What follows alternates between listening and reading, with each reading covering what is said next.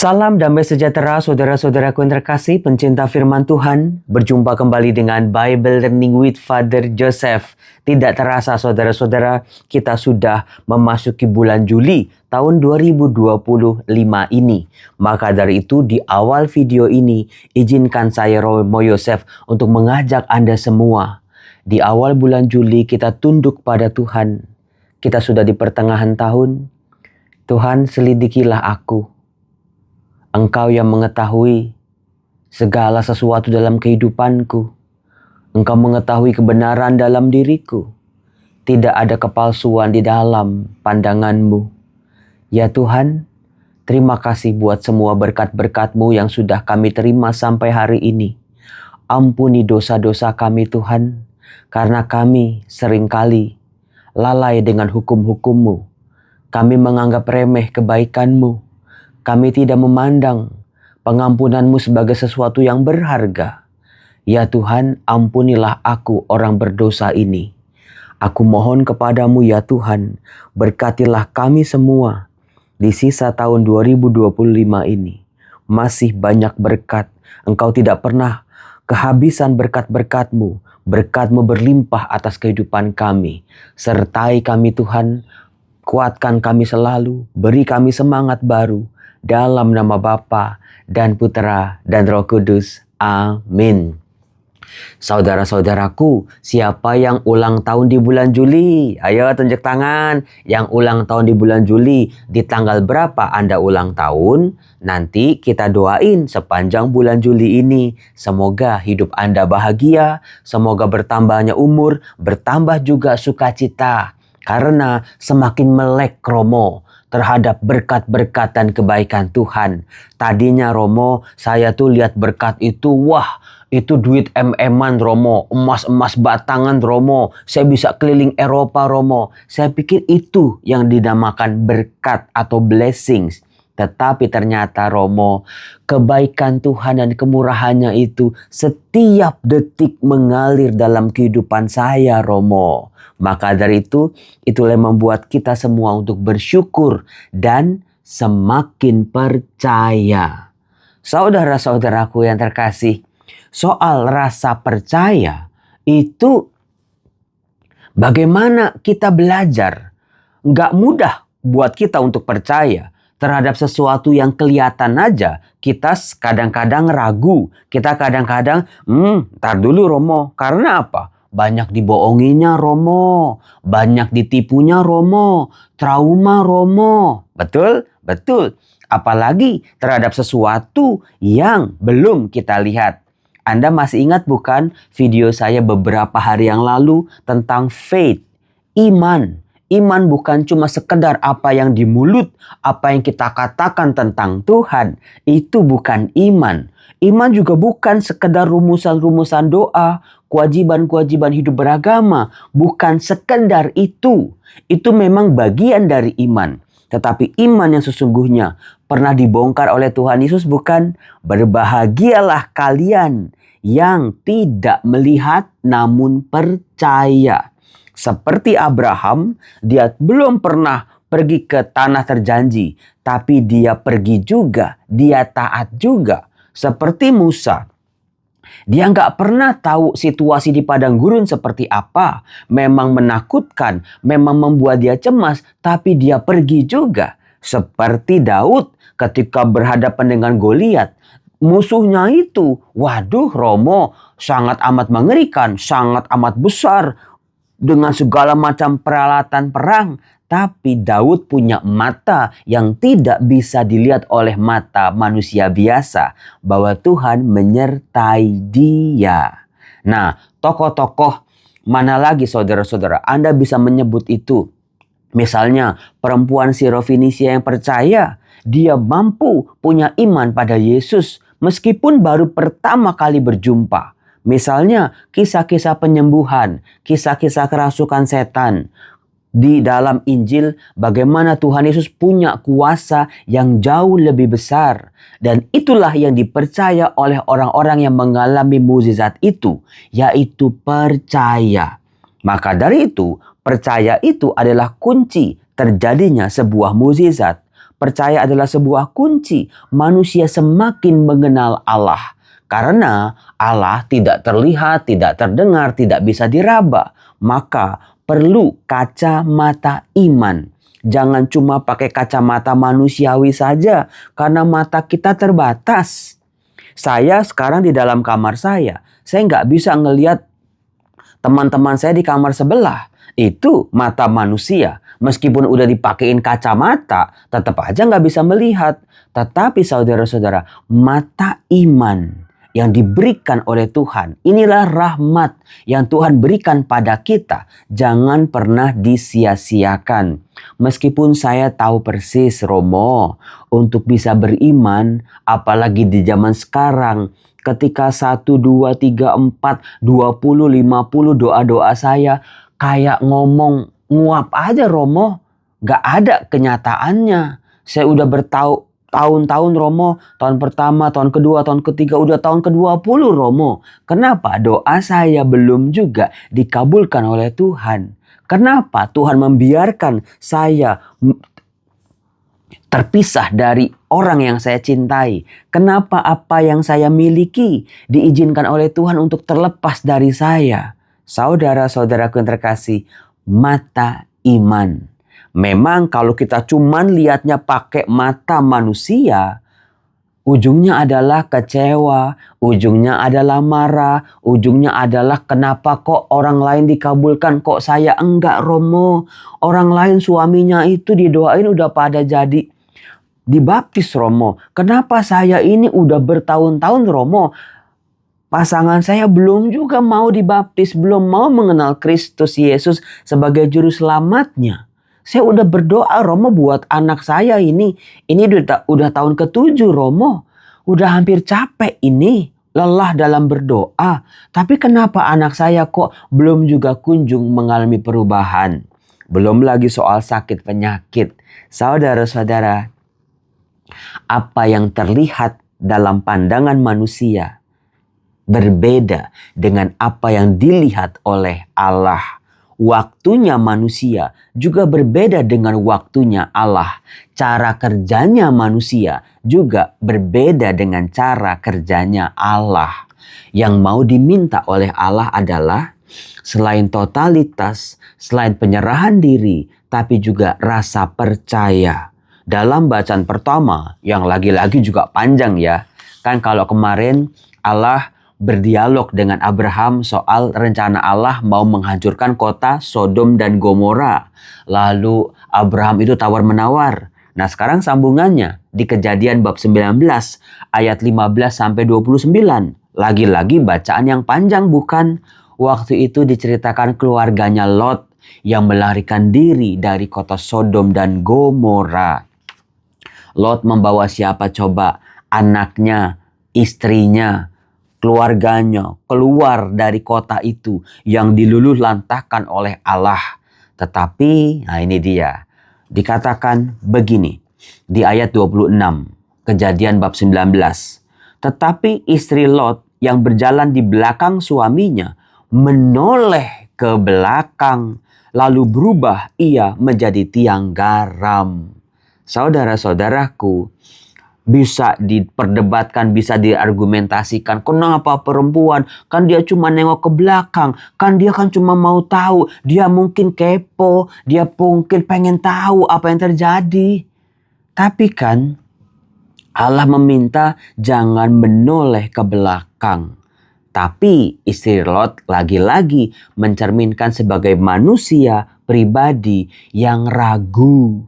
Mungkin dia nengok ke belakang, dia sayang sama kambing dombanya, sama rumah, sama ladangnya, sama masa lalunya. Mungkin dia udah enak di kota itu.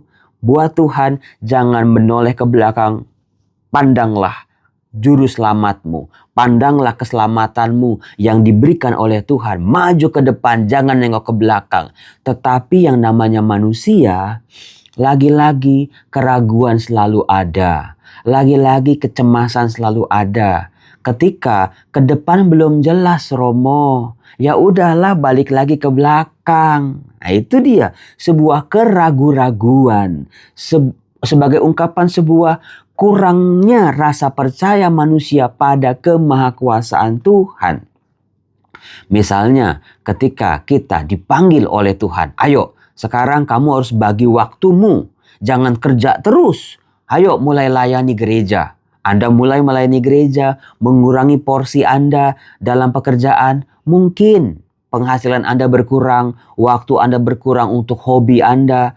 Lalu ke depan nih pelayanan juga kayaknya nggak jelas. Ya udah deh, balik lagi. Itu analoginya kurang lebihnya saudara-saudara dalam bentuk yang sederhana keseharian kita sehari-hari. Ketika apa yang di depan, apa yang belum terlihat di depan masih kabur, masih belum jelas, masih tidak seindah yang dulu, seringkali manusia membanding-bandingkan. Lebih baik waktu belum ikut Tuhan, lebih baik waktu belum percaya sama Tuhan Yesus, lebih baik kayaknya sebelum dibaptis, lebih baik sebelum baca firman Tuhan, belum mengenal jalan-jalan Allah. Kayaknya hidup saya dulu enak banget, Romo.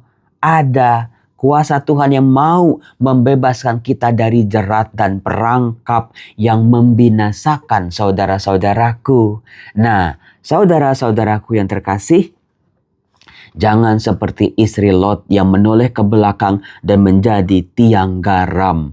Ini cerita ini udah berseliweran di mana-mana. Anda pasti pernah mendengar bukan? Ya Romo, saya seringkali seperti istri Lot, Romo. Berhenti dalam proses beriman karena keseringan nengok ke belakang.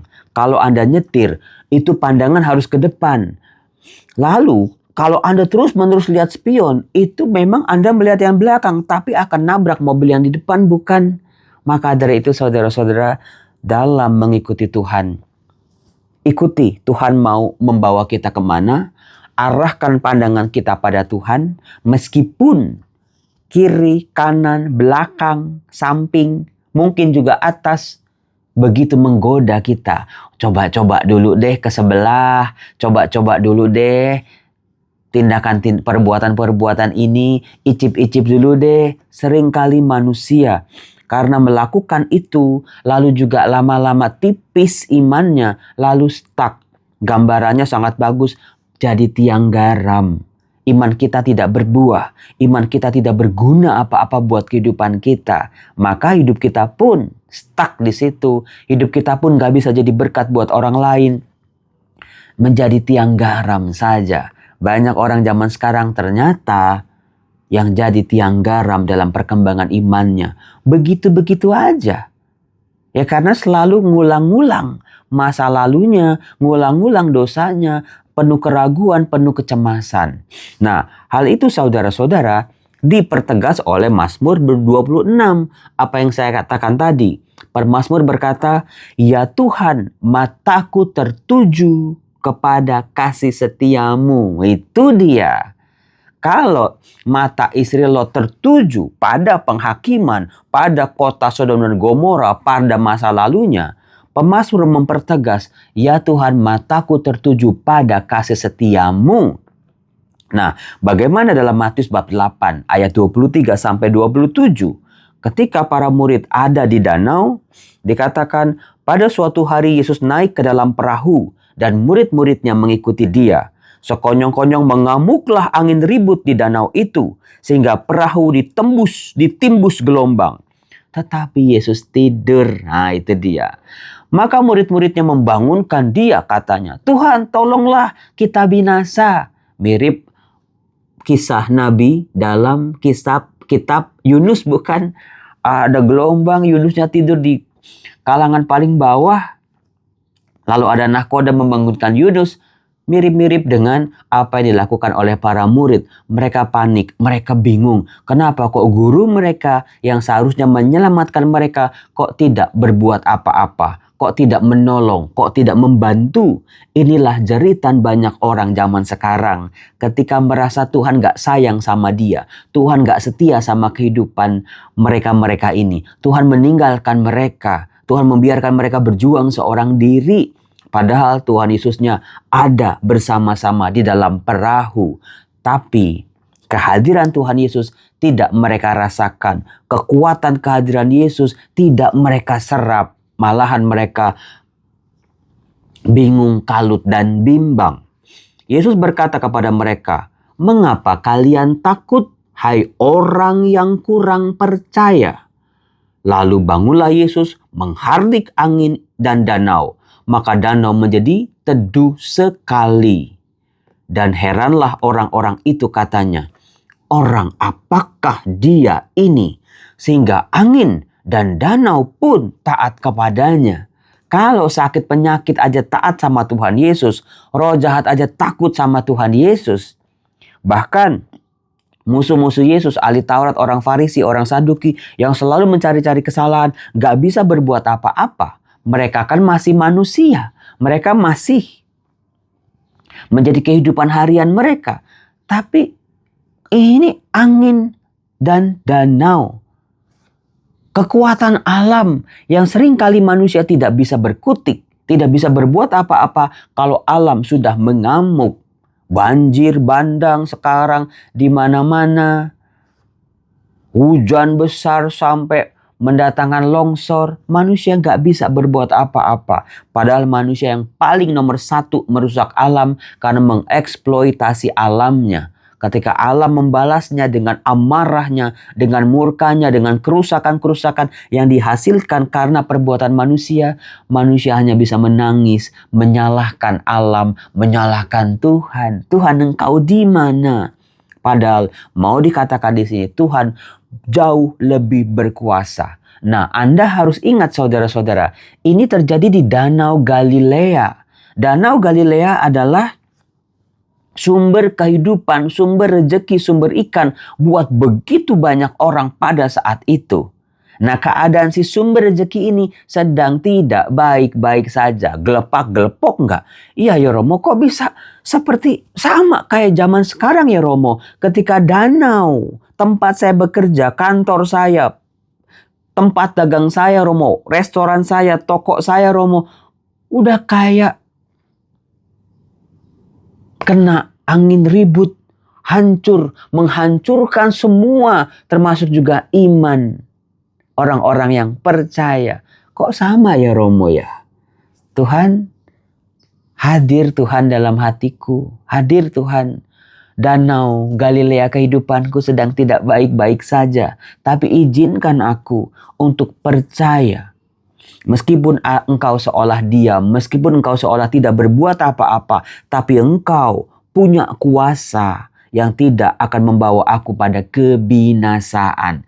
Cakep kan? Iya, cakep Romo. Sekarang saya mau Romo percaya betul-betul, pakai kekuatan percaya ini. Ada Tuhan Yesus dalam pekerjaanku, ada Tuhan Yesus dalam rumah tanggaku, ada Tuhan Yesus dalam pelayananku, ada Tuhan Yesus di setiap sisi kehidupanku. Untuk itulah aku boleh menjadi tenang, tidak takut, tidak cemas. Meskipun ini gelombang, sampai kapan ya berakhir? Sampai kapan ini situasi gak baik-baik aja bisa selesai? Pengen banget selesai Romo, kayak waktu pandemi, 2 tahun udah selesai. Nah ini, kapan selesainya? Tuhan, jangan tinggalkan aku. Tuhan, selalu hadirlah dalam kehidupanku. Izinkan aku tenang. Izinkan aku percaya lagi Tuhan. Meskipun aku tidak melihat, meskipun doa-doaku seolah-olah tidak Kau indahkan, tapi aku percaya telingamu tidak kurang panjang untuk mendengar. Tanganmu tidak kurang panjang untuk merangkul dan menangkap aku Tuhan, menyelamatkan kehidupanku. Saudara-saudaraku, terima kasih Anda sudah setia mendengar firman Tuhan melalui channel YouTube Bible Learning ini.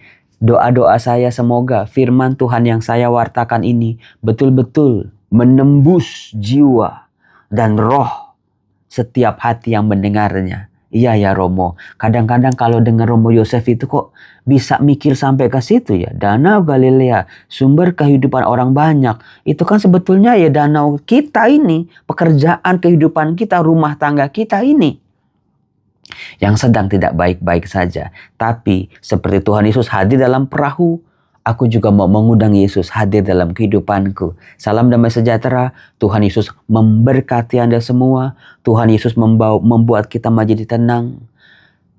Tenang-tenang mendayung di tengah ombak selepas pantai. Itu saudara-saudara, atau gereja bagai bahtera mengarungi zaman. Sudah terbukti, sudah ada buktinya, sudah ada contohnya. Setiap gereja kalut, bimbang, hancur, terancam untuk musnah.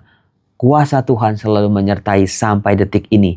Saya berharap kuasa itu bekerja dalam diri kita hari ini dan seterusnya. Bye-bye, Tuhan berkati.